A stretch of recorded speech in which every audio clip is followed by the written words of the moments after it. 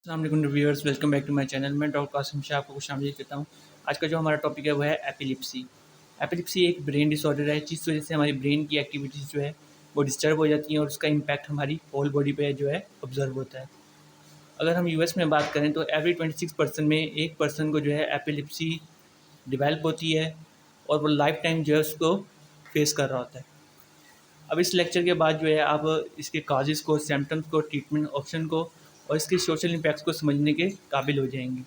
तो अपने अपने लेक्चर को स्टार्ट करते हैं और सबसे पहले इसके काजेज़ को डिस्कस करते हैं। इसके काजेज़ में सबसे पहले जो चीज़ आती है वो है जेनेटिक फैक्टर, कि आपके जो फैमिली बैकग्राउंड में किसी को एपिलेप्सी है तो जो है मोस्टली क्या होता है कि आपके जो सक्सेसर्स हैं उनमें भी एपिलेप्सी डेवलप होने के चांसेस जो हैं ज़्यादा होते हैं। इसके अलावा स्ट्रोक और अदर वास्कुलर डिजीज़ की बात की जाए तो स्ट्रोक हमारे पास क्या होता है, डिमिनिश्ड ब्लड सप्लाई, और एनेरोस्मिस क्या होती है हमारे पास कि हमारी जो ब्लड वेजल्स हैं वो स्वेल कर जाती हैं, बर्ड ऑफ की कंडीशन में चली जाती हैं, तो जिस वजह से हमारा ब्लड सप्लाई जो है वो जो है इम्प्रॉपर हो जाती है और स्ट्रोक की कंडीशन हो जाती है, एपिलेप्सी की कंडीशन कॉज हो जाती है।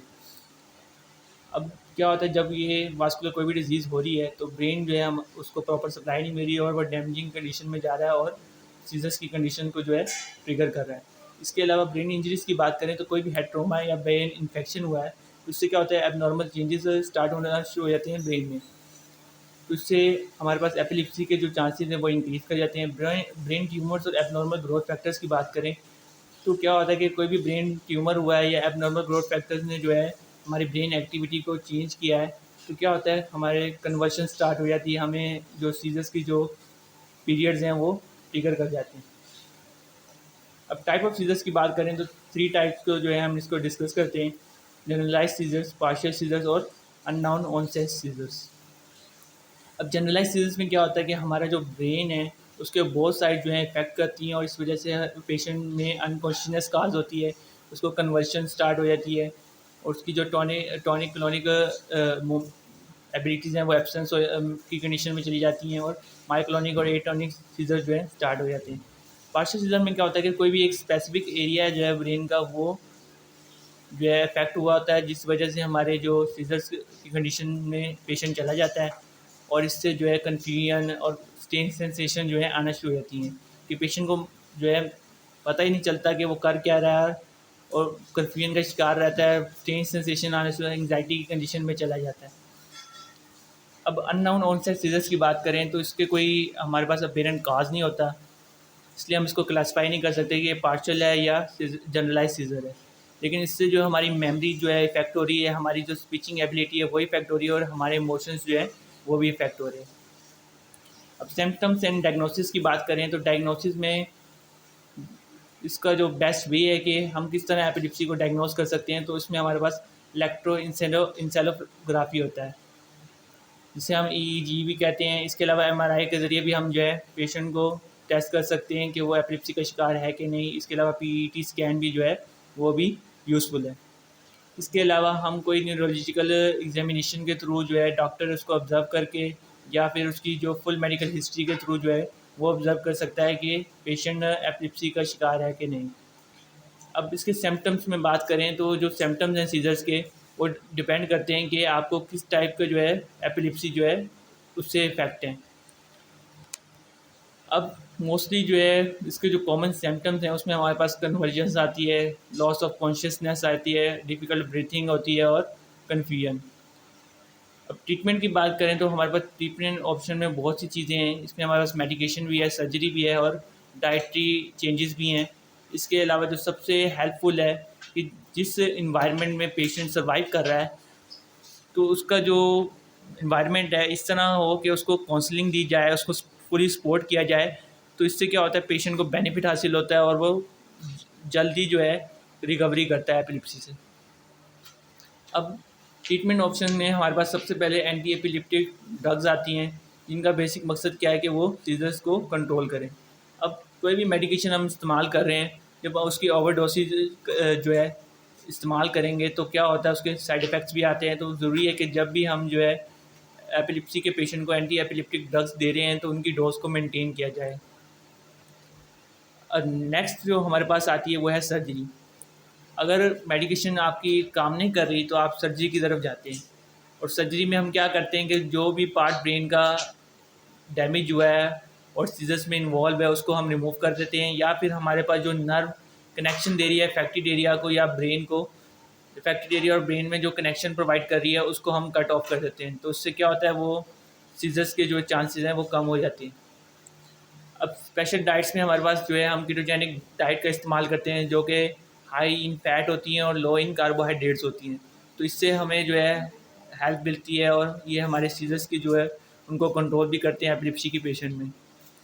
अब अल्टरनेटिव थेरेपीज़ में जो है पेशेंट जो है बहुत से अल्टरनेटिव थेरेपीज़ को भी यूज़ कर रहे होते हैं, जिसमें हमारे पास एक्यूपंक्चर आ जाती हैं, कायरोप्रैक्टिक्स आ जाती हैं और बायोफीडबैक आ जाते हैं, जिसकी वजह से जो है सीजर्स जो है काफ़ी हद तक कंट्रोल हो रहे होते हैं। अब एपिलेप्सी और इसके सोशल इम्पैक्ट की बात करें तो सबसे पहला जो इम्पैक्ट पड़ता है इसका वो है स्टिग्मा, जिसे हम सिंपल वर्ड में डिस्ग्रेस भी कहते हैं कि पेशेंट जो है वो मायूसी का शिकार हो जाते हैं। तो जिस वजह से उनकी डीमन पोजेशन काज होती है, उनमें मेंटल इलनेस काज होना शुरू हो जाती है, इवन कि वो क्रिमिनल बिहेवियर शो कर रहे होते हैं अपने थ्रू आउट हिस्ट्री। इस तरह जो है पेशेंट अपने वर्क पे भी ध्यान नहीं दे सकते, जो नॉर्मल लाइफ है उसको भी जी नहीं सकते और एक अपने इन्वायरमेंट में जो है वो रहना डिफ़िकल्ट समझते हैं। और सेफ्टी फैक्टर्स की बात की जाए तो कोई भी हैवी वर्क है, जिस तरह ड्राइविंग है किसी हैवी मशीनरी का यूज़ है या स्विमिंग है इवन, तो इस तरह के वर्क में भी जो है एपिलेप्सी के पेशेंट्स को इन्वॉल्व होना नहीं चाहिए, क्योंकि उनके लिए ख़तरा है। उसकी वजह क्या है कि जब भी कोई हैवी वर्क वो करते हैं तो क्या होता है, मोस्टली उन पेशेंट में जो है सीजर्स की कंडीशन स्टार्ट हो जाती है। तो इसलिए जब भी वो इस तरह का कोई कंडीशन है तो उनको ज़रूरी है कि एक्स्ट्रा प्रिकॉशंस का जो है ख्याल रखें और ताकि वो एक्सीडेंट और इंजरी से बच सकें। इसके अलावा मेंटल हेल्थ जो है, अगर कोई भी पेशेंट स्ट्रेस या स्टिग्मा से एसोसिएटेड है तो क्या होता है कि एपिलेप्सी की वजह से जो है एंग्जाइटी या डिप्रेशन की कंडीशन में चला जाता है और मेंटल हेल्थ इश्यूज जो है उसको आना शुरू हो जाते हैं। अब इसको हम किस तरह ओवरकम कर सकते हैं कि अगर कोई भी पेशेंट मेंटल इलनेस का शिकार है तो उसकी जो फैमिली है, उसके जो फ्रेंड्स हैं या उसका जो इन्वायरमेंट उसको पूरी सपोर्ट करे, उसको जो है इनकरेज करे ताकि वो जो है अपनी जो मेंटल कंडीशन है उससे बाहर आ सके। नेक्स्ट हमारे पास क्या है कि लिविंग विद एपिलेप्सी, कि अब एपिलेप्सी की कंडीशन है हमें, तो पेशेंट को क्या करना चाहिए कि वो अपने आप को जो है बेहतर कर सके, एक इन्वायरमेंट में बेहतर तरीके से जी सके। तो सबसे पहली जो चीज़ है उसके अल्कोहल को जो है अवॉइड करे। इसके अलावा जो अपनी स्लीपिंग पीरियड है उसको इंक्रीज़ करे, स्ट्रेस को जो है अवॉइड करे। इसके अलावा मेडिकल ब्रेसलेट या नेकलेस वगैरह जो है उसका यूज़ करे, ताकि जब भी कोई एपिलेप्सी की कंडीशन स्टार्ट हो जाए किसी भी जगह पे पेशेंट को, तो जो भी सराउंडिंग पीपल्स हों उनको पता हो कि ये एपिलेप्सी का पेशेंट है, उनको अवेयरनेस दी जाए कि आपने जब भी कोई एपिलेप्सी का पेशेंट जो है डील करना है तो किस तरह करना है। तो इस तरह जो है एपिलेप्सी के पेशेंट्स को हेल्प होगी। इसके अलावा अपनी फैमिली से, फ्रेंड्स से जो है सपोर्ट हासिल करें, उनसे जो है आप उनके साथ अच्छा टाइम स्पेंड करें। इसके अलावा बहुत से आपके लीगल राइट्स भी हैं, ट्रीटमेंट ऑप्शंस भी हैं, तो उसको जो है ज़्यादा से ज़्यादा जानें ताकि आप जो है एपिलेप्सी की कंडीशन को ओवरकम कर सकें। इसके अलावा अगर आप नहीं रहना चाहते हैं, डिप्रेशन में रहना चाहते हैं, तो अपने सिम्टम्स को इग्नोर करें, प्रॉपर जो है अपने डॉक्टर से जो है रुजू ना करें, ड्राइविंग करें, हैवी मशीनरी को ऑपरेट करें, स्विम करें अलोन। तो क्या होगा ज़्यादा से ज़्यादा कि आप वही अपनी अशेम कंडीशन में रहेंगे, एम्बेरस रहेंगे, अपने आप को आइसोलेट कर लेंगे अपनी कंडीशन की वजह से।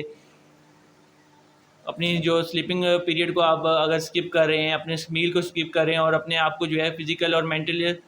जो वर्किंग है उसमें ज़्यादा से ज़्यादा इन्वॉल्व कर रहे हैं, तो क्या होगा कि आपकी एपिलेप्सी की कंडीशन जो है वो इंक्रीज़ कर जाएगी। तो लाजमी है, अगर आपने जो है इसको ओवरकम करना है और एपिलेप्सी की कंडीशन से बाहर आना है और एक इन्वायरमेंट में सर्वाइव करना है, तो लाजमी है कि आप जो है अपने आपकी केयर भी करें और गवर्नमेंट को भी चाहिए कि एपिलेप्सी के हवाले से अवेयरनेस दी जाए लोगों को, ताकि एपिलेप्सी के पेशेंट्स के लिए वो इन्वायरमेंट प्रोवाइड किया जा सके जिसकी उनको ज़रूरत है। तो ये था आज का हमारा लेक्चर। वीडियो अच्छी लगी हो तो हमारे चैनल को सब्सक्राइब करें, बेल आइकन के बटन को लाजमी दबाएं।